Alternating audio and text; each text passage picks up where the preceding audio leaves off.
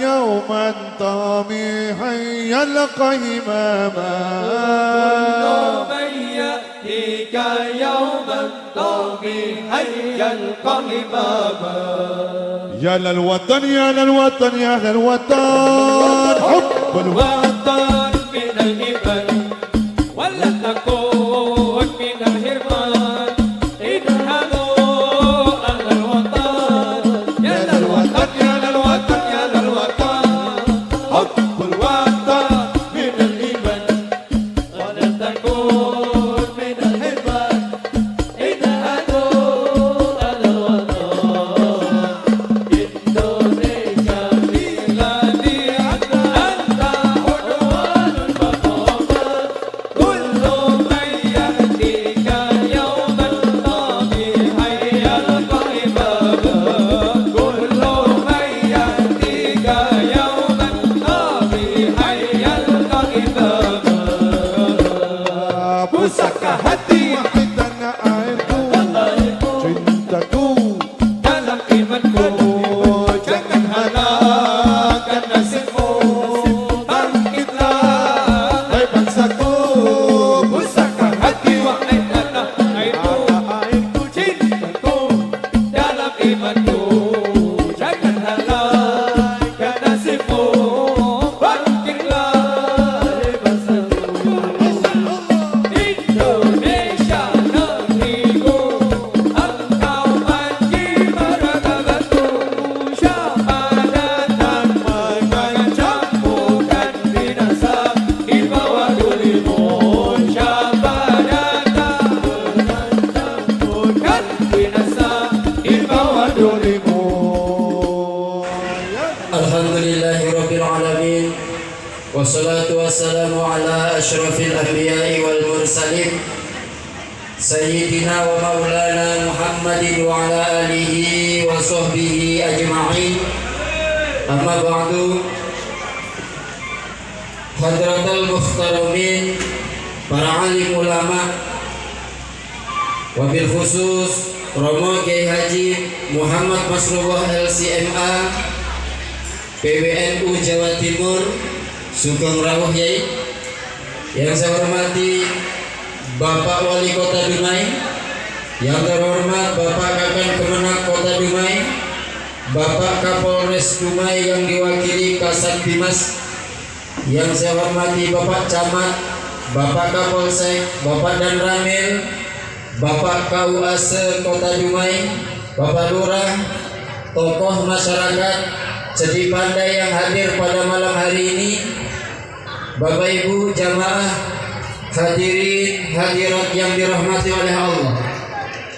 Malam ini Rabu 16 Februari 2022 acara peringatan Harlah NU yang ke-96 dan peringatan Isra Mi'raj Nabi besar Muhammad sallallahu alaihi wasallam resmi kita buka dengan pembacaan Ummul Quran ala hadhihi wa li syafaati Rasulillah. Al-Fatihah.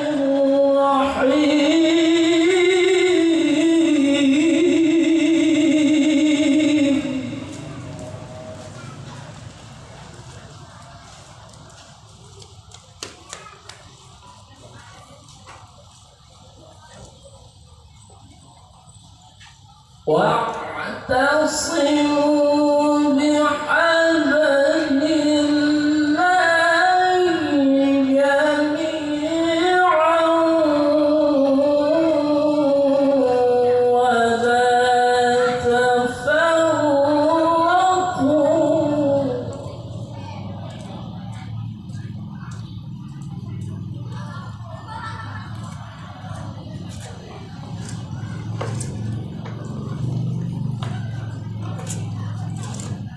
واذكروا نعمة الله عليكم إذ كنتم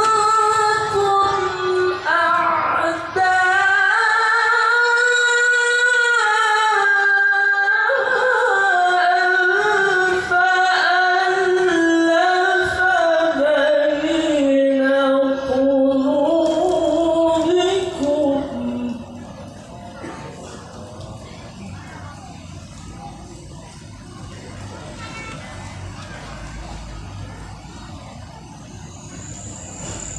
فألف بين قلوبكم فألف بين قلوبكم فأصبحتم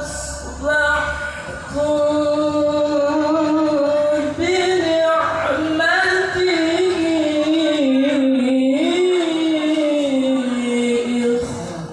إخوانا. Berkumpul di halaman Masjid Al-A'la Kelurahan Lubuk Bawah ini dalam rangka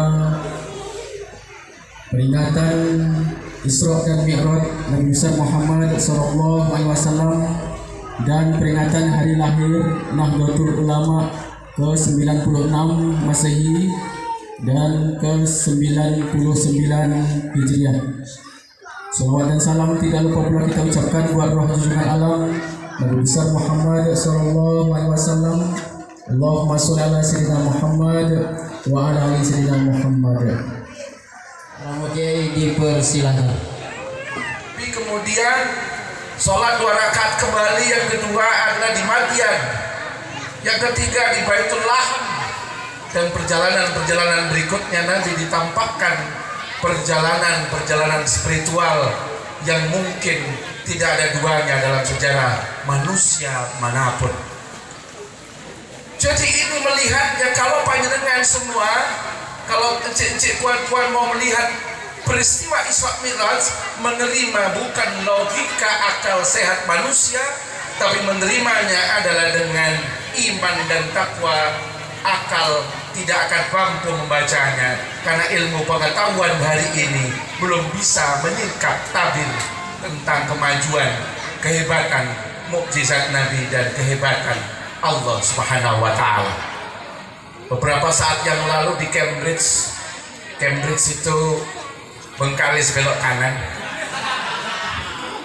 itu sudah mengenalkan kecepatan cahaya. Banyak ulama sangat terkejut, ternyata penemunya kecepatan cahaya itu namanya, yang punya dasar utama fisika mengukur kecepatan cahaya itu namanya Ibnu Haytham. Ibnu Haytham ini ulama dari mana? Dari Maroko. Maroko berarti dari umat Islam. Dari mana Ibnu Haytham belajar tentang ilmu kecepatan cahaya? Dari kisah Isra Mi'raj Nabi. Bapak wali kota ini kelihatannya orang kesehatan, Bapak. Oh, sudah pulang. Orang ahli kesehatan. Mungkin tahu namanya Ibnu Batuta. Ibnu Sina, mohon maaf, Ibnu Sina itu punya kitab Qanunut Tibbi, Al-Qanun fil Tibbi. Itu orang pertama kali yang mengenalkan operasi membuka jasad manusia, operasi untuk membelah tubuh manusia. Namanya Ibnu Sina, ngarang kitab Al-Qanun fil Tibbi, yang akhirnya dibawa ke Eropa dan menjadi salah satu buku rujukan kesehatan. Dari mana, pertanyaannya, Ibnu Sina ini kemudian bisa mengarang kitab Al-Qanun fil Tibbi? Dari sejarah Isra Mi'rajnya Nabi, di mana Nabi dibelah dadanya dan dikeluarkan nama hati dan dibersihkan oleh malaikat. Kemudian saya ceritakan kembali bahwa kecepatan cahaya itu ternyata satu kecepatan cahaya itu bisa menempuh 350.000 kilometer. Jadi kalau kemudian Mekah dan Masjidil Haram dengan Masjidil Aqsa itu jaraknya adalah 1.500 km, maka dengan kecepatan cahaya gak ada tandingannya. Hanya hentakan kedipan mata saja. Sudahlah sampai Nabi kemudian dalam perjalanannya itu kemudian sampai di Masjidil Aqsa. Hari ini hadirin hadirat rahimakumullah, Masjidil Aqsa masih belum bisa terbebas dari penjajahan bangsa Israel. Saudara-saudara kita di sana masih dalam kondisi yang terjajah.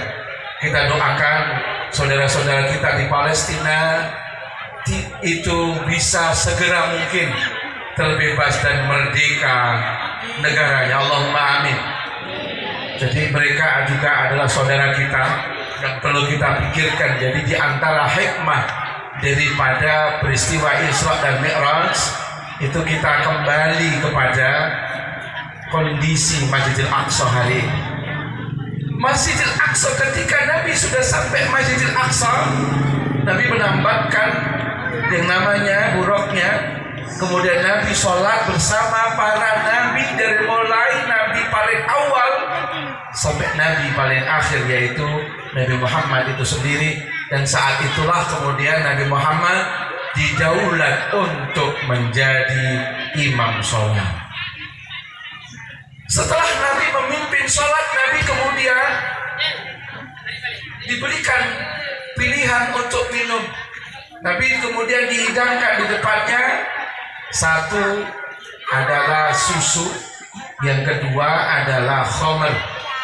Ternyata kemudian Nabi milih yang mana? Nabi milih yang ada susunya tadi. Nabi meminumnya, kemudian malaikat Jibril berkata begini, wahai Muhammad, wahai kanjeng Nabi, kamu telah memilih pilihan yang benar. Seandainya kamu tadi memilih khamr, tentu umatmu akan terjatuh dalam kemaksiatan duniawi. Dan alhamdulillah Nabi memilih yang namanya susu tadi. Kemudian Nabi dilihatkan perjalanan-perjalanan. Dalam kisah Isra dan Mi'raj ini, Nabi ditunjukkan perjalanan-perjalanan yang kisah-kisah itu, tanda-tanda itu menjadi simbol bagaimana Nabi nanti menghadapi tantangan ketika berdakwah di kota Madinah. Pada suatu saat Nabi ditampakkan di dalam perjalanannya ada sekelompok orang yang orang-orang itu tiba-tiba mencabik-cabik mukanya dengan yang namanya kuku-kukunya yang tajam. Mukanya kemudian hancur, setelah hancur kembali lagi dan dicakar-cakar lagi. Kemudian Nabi bertanya kepada malaikat Jibril, itu orang siapa wahai malaikat Jibril? Kok ada orang mencabik-cabik mukanya sampai hancur, setelah itu kembali dibalikan lagi dan terus begitu. Kata malaikat Jibril, itu adalah gambaran umatmu nanti yang suka menggunjing saudaranya, yang suka berbicara buruk di balik ketidakhadiran saudaranya. Kalau hari ini mungkin sering berkata posting buat Instagram, buat di TikTok, buat di status menggunjing saudaranya. Jadi nanti gambarannya ketika di neraka bahwa orang-orang seperti ini itu akan dicabik-cabik mukanya dengan tangan dan kukunya sendiri. Allahumma sholli ala Muhammad. Kemudian setelah itu Nabi ditampakkan kejadian yang lain lagi. Ada orang di atas punggungnya ini, dia naik di atas yang namanya Bukit Terjal. Sudah ada beban begitu berat, bebannya ini dipikulnya sendiri seakan-akan dia tertatih-tatih. Tapi ketika ada beban lagi, ada namanya beban yang ditampakkan di pundaknya, dia tetap ambil saja beban itu sampai dia hampir merangkak karena saking beratnya beban itu. Kemudian malaikat Jibril Nabi tanya kepada malaikat Jibril, wahai Jibril, itu siapa orang kok bawa beban begitu banyak itu?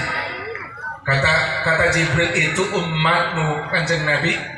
Itu umatmu yang ada di atas pundaknya satu jabatan. Sudah ada satu jabatan dia pegangnya, di dia tidak tambah lagi jabatan yang lain. Padahal jabatan ini amanah yang satu belum selesai dilakukan, dia ambil lagi amanah, dia ambil lagi amanah. Dan itu gambaran orang di akhir zaman yang terlalu banyak mengoleksi jabatan-jabatan yang tidak ada akhir. Allahumma sholli ala Muhammad. Ada lagi dalam kitab yang disebutkan di situ. Ada orang berenang-renang di sungai. Orang ini berenang di sungai kemudian dilempari batu. Dilempari batu sampai dia kemudian mulutnya saking banyaknya, saking kena batu itu sampai mulutnya penuh dengan batu. Sampai perutnya ini kemudian membesar. Perutnya membesar kemudian dia tenggelam di dalam sungai tadi. Ditanya oleh yang namanya Nabi, tanya kepada malaikat Jibril, wahai Jibril, itu gambaran siapa lagi itu? Wahai Nabi, itu gambaran umatmu nanti. Orang yang suka makan harta anak yatim, orang yang suka kemudian mengambil hak orang-orang yang tidak, yang harusnya dia amankan, tapi dia makan dan dia tidak bisa menyampaikan amanah itu kepada orang yang dititipinya. Kemudian ada lagi kejadian yang aneh bin ajaib. Ada orang nanam padi, setelah padi tumbuh langsung kemudian dipanen, tumbuh lagi, dipanen lagi, tumbuh lagi, begitu berulang-ulang tiada berhenti. Nabi bertanya kepada malaikat Jibril, itu gambaran siapa lagi itu? Malaikat Jibril kemudian menjawab, itu wahai Nabi, gambaran umatmu yang suka berjuang di jalan Allah. Itu gambaran umatmu yang suka bersedekah, maka pahalanya dikalikan 700 kali. Sekali dia bersedekah belum selesai itu ditambahkan lagi. Maka mari kita bersama-sama memperbanyak sedekah, memperbanyak sedekah. Karena dalam hadis yang lain, daumu mardakum bisadaqah. Kalau panjenengan para cincin puan-puan yang hadir pada malam hari ini punya saudara yang masih sakit, obatilah dengan sedekah.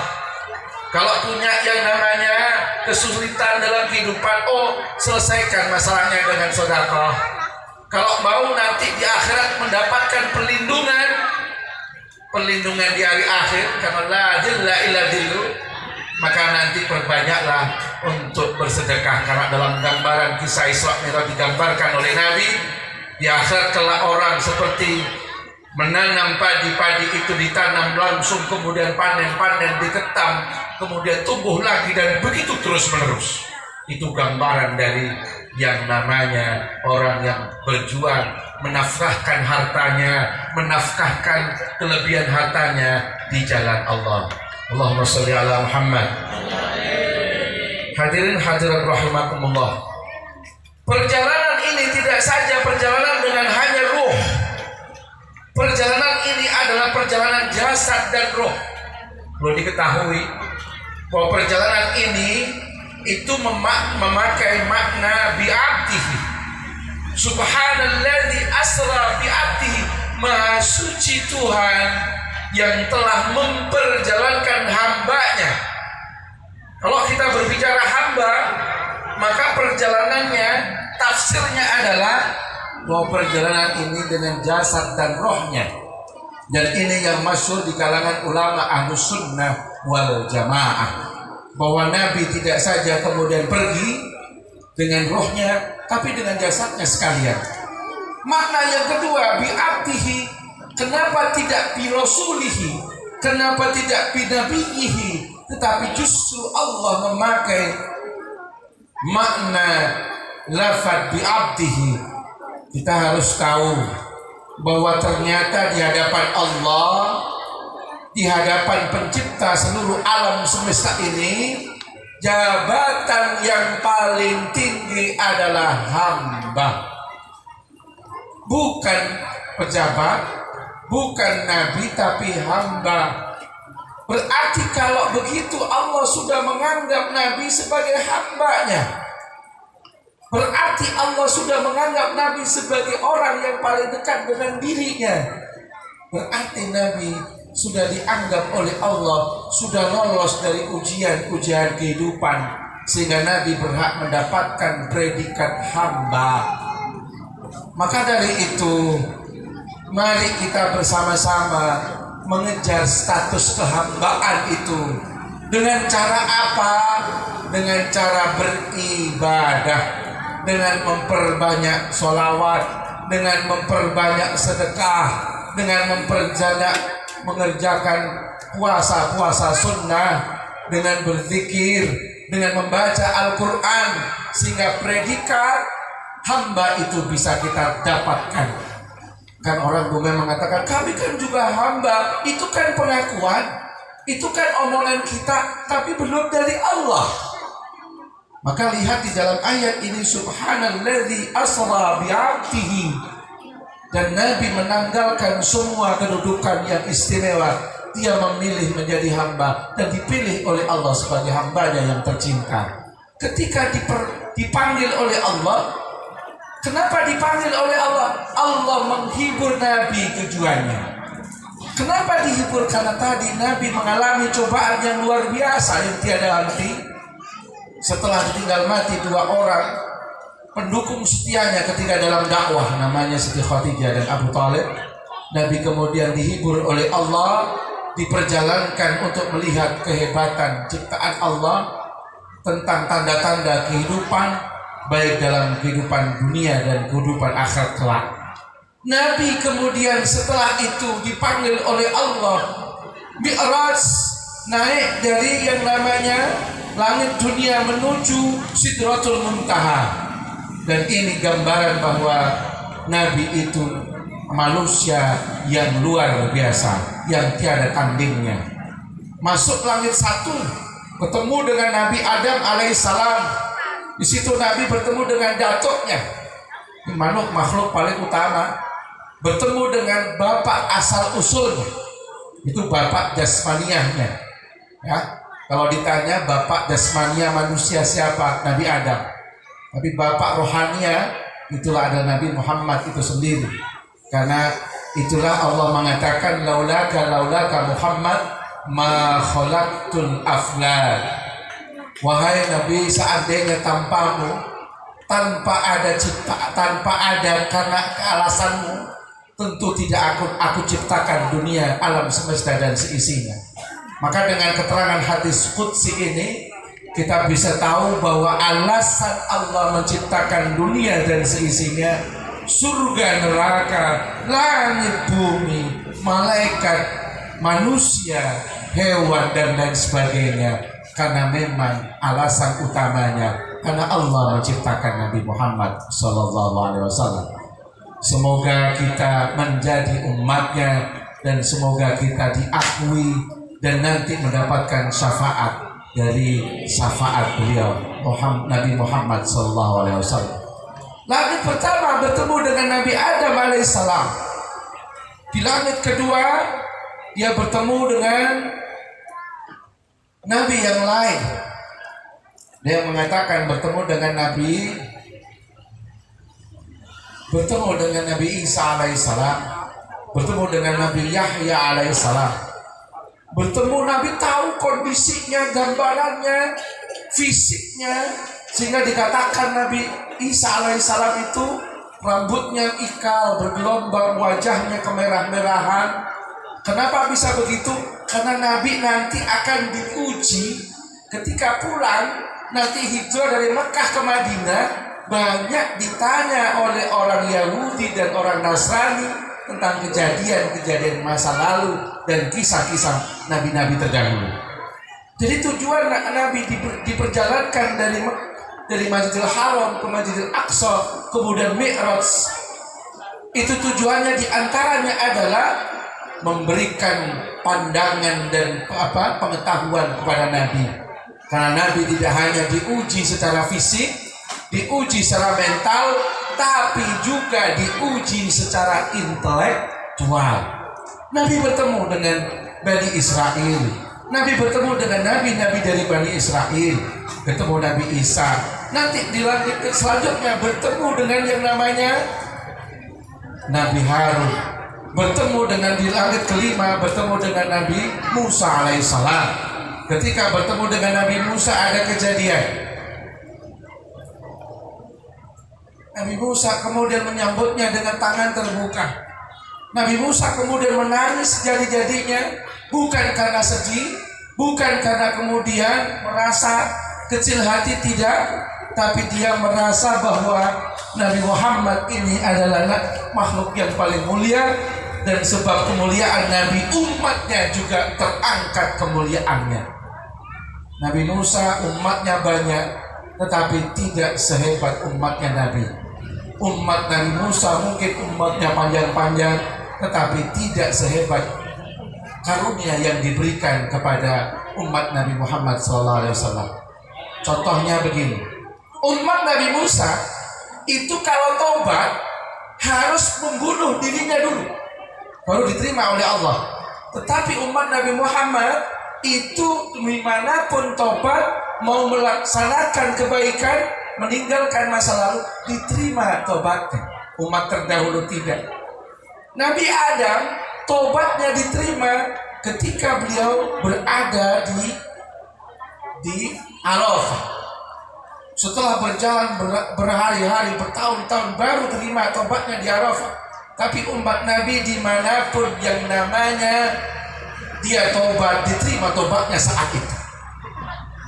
Inilah kehebatan yang diberikan oleh Allah, sehingga umat Nabi Muhammad diberikan hal-hal yang istimewa, meskipun lahir kemudian hidup di masa yang paling akhir, di akhir zaman, tetapi mendapatkan keistimewaan yang tiada batas.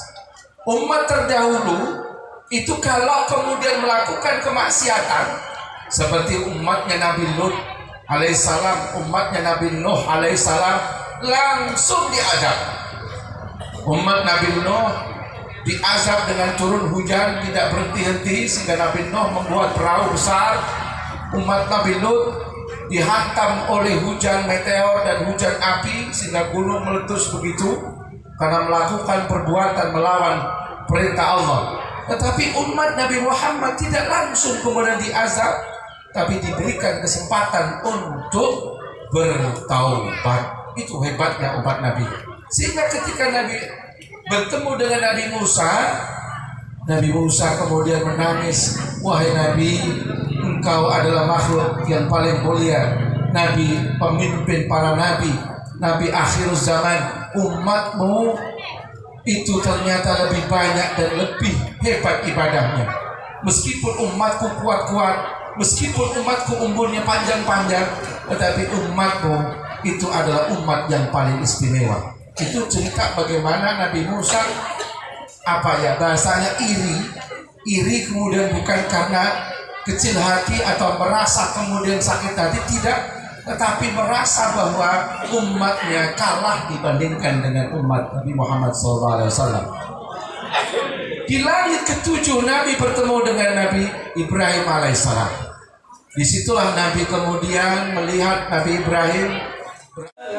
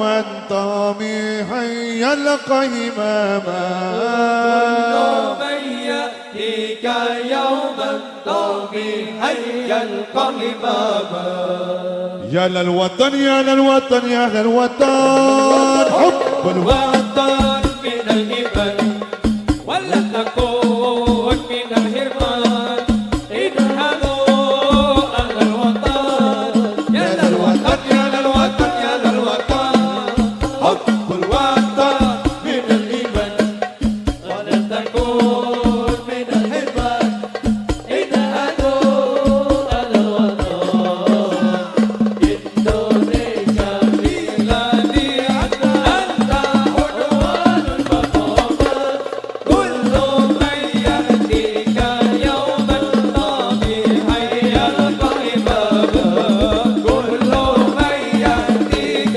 يوما طامحا يلقى هماما Pusaka hati Tanah airku cintaku dalam imanku jangan halangkan nasibmu bangkitlah hai bangsaku pusaka hati wahai tanah airku cintaku dalam imanku jangan halangkan nasibmu bangkitlah hai bangsaku Indonesia negeriku engkau menjimat martabatku siapa datang mengancammu kan binasa di bawah dolimu siapa datang mengancammu kan binasa di bawah dolimu يا للوطن